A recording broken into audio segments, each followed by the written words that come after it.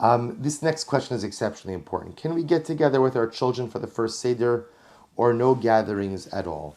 Can we have a single over who would otherwise be alone? Can we Zoom? So we spoke about Zoom already beforehand.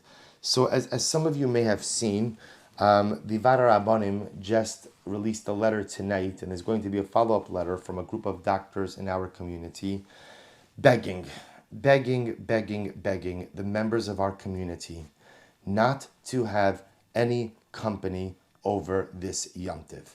It goes without saying that one cannot have out of town company.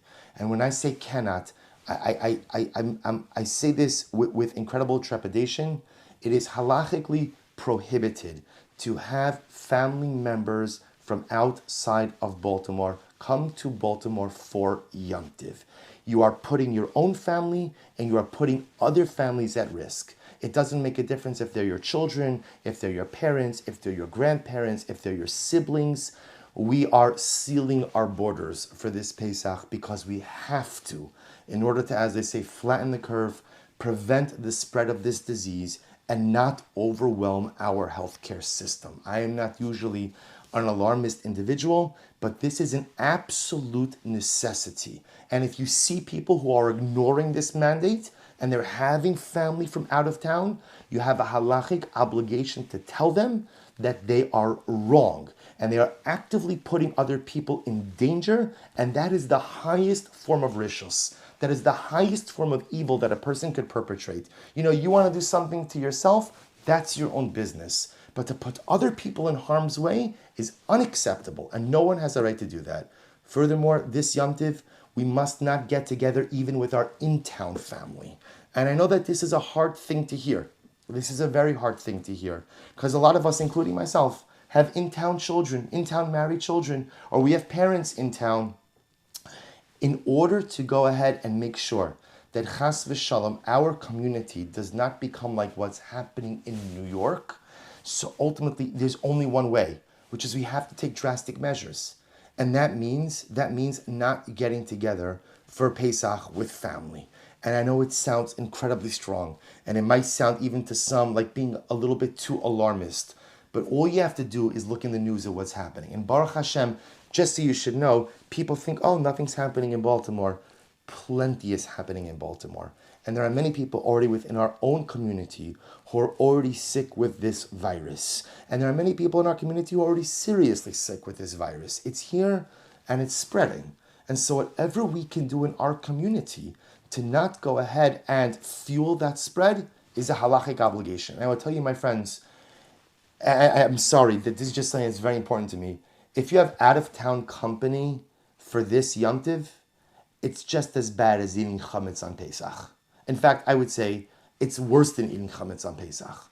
Because if you just eat chametz on Pesach, that's between you and God. But if you bring in people from out of town, that's between you, God, your neighbors, and everyone else who comes in contact with your out-of-town company. None of us here tonight would ever dream, we would never dream of eating chametz on Pesach. Right? After all, if you were going to eat chametz on Pesach, there are better things you could do on a Sunday evening than spend on a Zoom chat with... Actually, in Baltimore, there's actually nothing better to do tonight than be on this Zoom chat, to be very honest. No one would dream about eating chametz. No one would dream about eating chametz. So if we wouldn't dream about eating chametz, how can you do something that's going to put other people at risk? Now, are there situations that come up, like people who have elderly parents that are alone? Yes, and for those, I would urge you to reach out to your own rabbi. Reach out to your Rav and ask how things should be done, or again, reach out also to medical professionals. How should this be done? Should it be done? I know I will tell you that what is foremost on my mind, and this is, I'm going to get to this in a little bit, but what's foremost on my mind is the incredible pain personally I feel of knowing that there are people who are going to be alone this Pesach. There are going to be people, and people who I care about very much, and people who are often at my Shabbos table, and my Yom Tov table, who are going to be alone for this Pesach.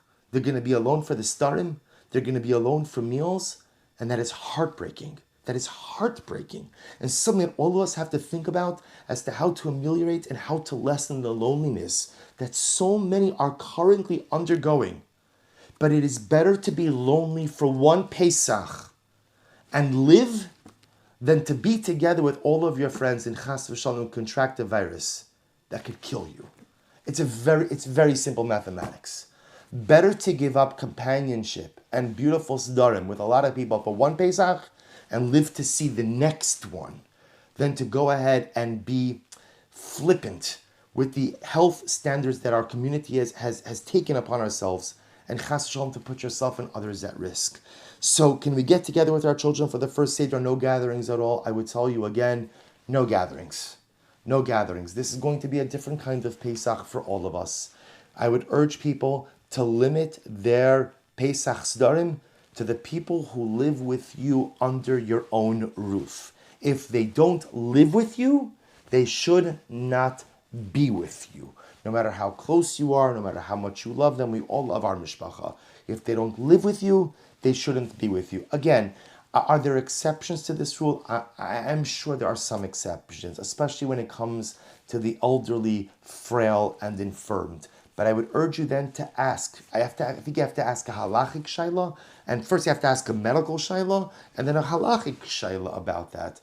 But barring some acute health need, we urge families to be with your nuclear family. Whoever you live with under the same roof, those are the people you should spend